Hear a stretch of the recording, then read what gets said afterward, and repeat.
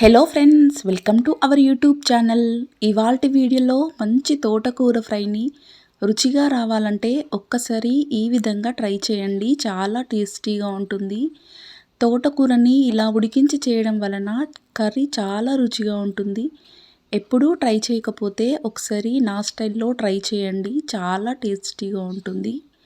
చపాతీలోకి కూడా చాలా బాగుంటుందండి. మరి ఎలా ప్రిపేర్ చేసుకోవాలో చూపిస్తాను. ఇక్కడ నేను తోటకూరని సాల్ట్ వేసుకొని శుభ్రంగా వాష్ చేసుకొని ఇలా సన్నగా కట్ చేసుకొని పక్కన పెట్టుకుంటున్నాను. స్టవ్ పైన ఒక ప్యాన్ పెట్టుకుని 3 టేబుల్స్ వరకు ఆయిల్ వేసుకోవాలి. మనం పక్కన పెట్టుకున్న తోటకూరని కొద్దిగా వేసుకోవాలండి. మనకి త్వరగా ఉడికిపోవాలంటే ఇలా మూత పెట్టుకొని ఒక 2 నిమిషాల పాటు మగ్గించుకోవాలి. చూడండి, మనకి చక్కగా మగ్గిపోయింది కదండి. ఇలా మగ్గిపోయిన తర్వాత మనం స్పూన్తో ఒకసారి చక్కగా కింద నుంచి మీది వరకు కలుపుకోవాలండి.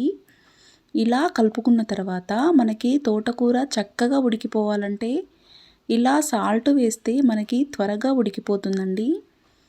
ఇలా మనం లో ఫ్లేమ్లో పెట్టుకుని తోటకూరని దగ్గరికి వచ్చేంత వరకు, కలర్ కూడా మారేంత వరకు ఉడికించుకోవాలండి. అప్పుడే మనకి తోటకూర పచ్చివాసన లేకుండా చాలా టేస్టీగా ఉంటుందండి. ఇలా మనం ఒక 2-3 నిమిషాల పాటు లో ఫ్లేమ్లో పెట్టుకొని ఇలా దగ్గరికి వచ్చేంత వరకు మగ్గించుకోవాలి. ఇప్పుడు చూడండి, మనకి చక్కగా మగ్గిపోయింది. ఇప్పుడు ఒక ప్లేట్లోకి తీసుకొని పక్కన పెట్టుకోవాలి. అదే ప్యాన్లోకి 3 టేబుల్ స్పూన్ ఆయిల్ వేసుకొని జీలకర్ర, ఆవాలు, మినపప్పు, శనగపప్పు వేసుకొని దోరగా ఫ్రై చేసుకోవాలి. చూడండి, ఇలా ఫ్రై అయ్యాక కట్ చేసుకున్న పచ్చిమిర్చి ముక్కలు, ఒక 4-5 తుంచుకున్న ఎండుమిర్చిలు వేసుకొని 1 నిమిషం పాటు బాగా వేపుకోవాలండి. చూడండి, ఇలా వేపుకున్న తర్వాత సన్నగా కట్ చేసుకున్న ఉల్లిపాయ ముక్కలు, కొంచెం కరివేపాకు వేసుకొని పచ్చివాసన పోయేంత వరకు, కలర్ మారేంత వరకు ఫ్రై చేసుకోవాలండి. ఇప్పుడు ఒక వెల్లుల్లి రెబ్బను ఇలా చిన్న ముక్కలుగా కట్ చేసుకొని వేసుకోవాలి.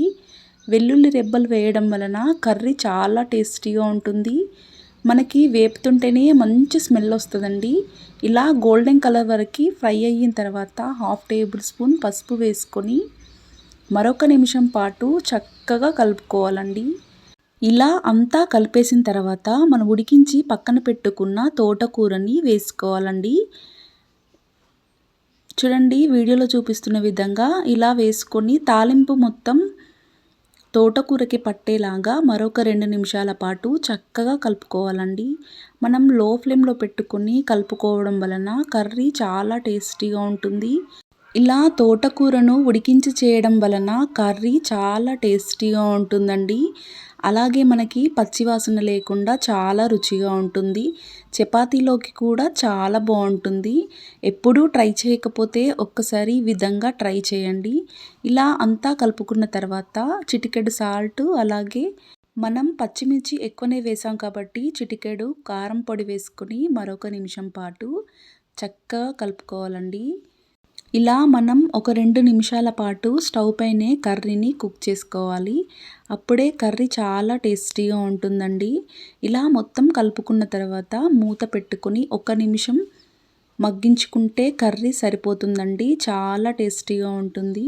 ఇప్పుడు స్టవ్ ఆఫ్ చేసుకొని సర్వింగ్ ప్లేట్లోకి సర్వ్ చేసుకుందాము. ఇలా వేడివేడిగా తినడం వలన చాలా టేస్టీగా ఉంటుంది. పిల్లలు కూడా చాలా ఇష్టంగా తింటారండి.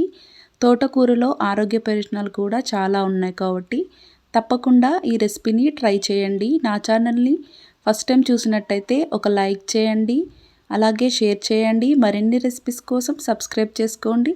Thanks for watching.